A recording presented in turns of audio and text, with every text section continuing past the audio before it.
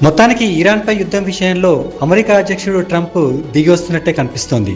ఆయన truth social వేదికగా ఓ కీలక ప్రకటన కూడా చేశారు. పశ్చిమాసియాలో యుద్ధాన్ని పూర్తిగా నిలిపివేసే విషయమై ఇరాన్తో 2 రోజులుగా చర్చలు ఫలప్రదంగా సాగుతున్నాయని చెప్పారు. ఈ నేపథ్యంలో ఇరాన్ ఇంధన మౌలిక సదుపాయాలు, విద్యుత్ కేంద్రాలపై దాడులను 5 రోజుల వరకు వాయిదా వేయాలని తమ బలగాలను ఆదేశించినట్టు ట్రంప్ చెప్పారు. ఇరాన్తో చర్చలు కొనసాగుతాయని, వాటి ఫలితంపై ఆధారపడి భవిష్యత్ కార్యాచరణ ఉంటుందని ఆయన అన్నారు. ఇరాన్పై ఇజ్రాయెల్ యుద్ధంలో అమెరికా వేలిపెట్టడం తప్పు అన్న అభిప్రాయం రాను రాను పెరుగుతోంది. ఈ యుద్ధం ప్రపంచ దేశాలన్నింటి మీద ప్రభావం చూపించడమే దీనికి కారణం. అమెరికా అధ్యక్షుడు ట్రంప్ దుందుడుకు వైఖరి అన్ని దేశాలకు కష్టం తెచ్చిందన్న భావం ఉంది. చివరకు ఈ యుద్ధం అమెరికా పెద్దన్నగా ఉండే నాటో దేశాల మధ్యనే చిచ్చుపెట్టిందంటే పరిస్థితిని అర్థం చేసుకోవచ్చు.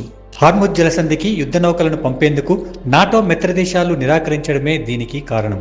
ఇన్నాళ్లు ఒకే మాట మీద ఉండి ప్రత్యర్థి దేశాలను భయపెట్టే కూటమిగా ఉన్న నాటో ఇప్పుడు ఒక రకంగా చీలిపోయిందనే చెప్పొచ్చు. మిత్ర దేశాలే ఇలా చేయడం అమెరికా అధ్యక్షుడు ట్రంప్కు కోపం తెప్పించింది. నాటో దేశాలు సహాయ నిరాకరణ చేస్తాయని ఆయన ఏమాత్రం ఊహించలేదు. అందుకే ఆ దేశాధినేతలను పిరికిపందులని విమర్శించారు. అమెరికా లేకుంటే నాటో కూటమి పేపర్ టైగర్ మాత్రమేనని ఆయన అన్నారు. ట్రంప్ ఇలా అనడానికి కారణం లేకపోలేదు. నాటో రక్షణ బడ్జెట్లో అమెరికా వాటా దాదాపు 60% ఉంటుంది. అందుకే నాటో దేశాలు తన మాట వినాలని అగ్రరాజ్యం భావిస్తుంది. కానీ ఇరాన్ విషయంలో అలా జరగడం లేదు. యుద్ధం మొదలు పెట్టే ముందు నాటో దేశాల సలహా తీసుకుని ట్రంప్ ఇప్పుడు మాత్రం వాటి సాయం కోరుతున్నారు. దీనికి కారణం హార్ముజ్ జలసంధిని ఇరాన్ మూసివేయడమేనని చెప్పొచ్చు.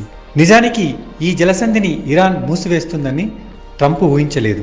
దీనివల్ల ప్రపంచ దేశాలకు ఎంత నష్టమో ఇరాన్కు కూడా అంతే నష్టం అన్నది ఆయన ఆలోచనగా ఉన్నట్టుంది.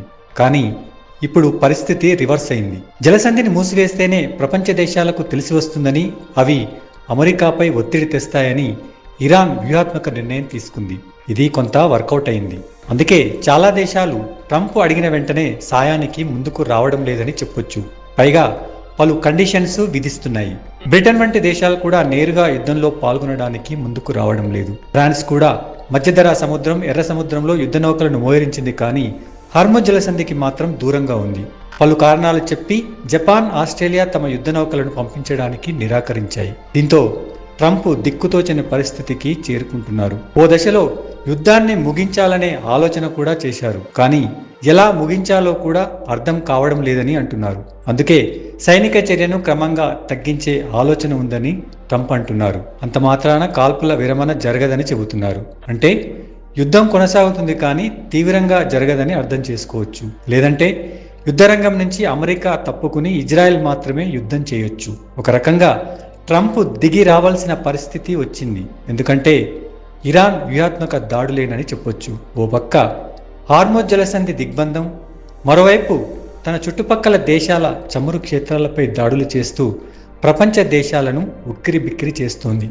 యుద్ధం మొదలై 3 వారాలకే ఇంత సంక్షోభం ఏర్పడితే ఇక దీర్ఘకాలం కొనసాగితే ఎలాంటి పరిస్థితి ఉంటుందో అర్థం చేసుకోవచ్చు. అప్పుడు నాటో దేశాలే కాదు, మిగిలిన దేశాలు కూడా అమెరికాపై ఒత్తిడి తెస్తాయి. అందుకే ట్రంప్ ఏదో ఒక రోజు యుద్ధం ముగింపుపై ప్రకటన తనదైన శైలిలో చేయొచ్చు. అప్పుడు కానీ ప్రపంచ దేశాలు ఊపిరి పీల్చుకోలేవు.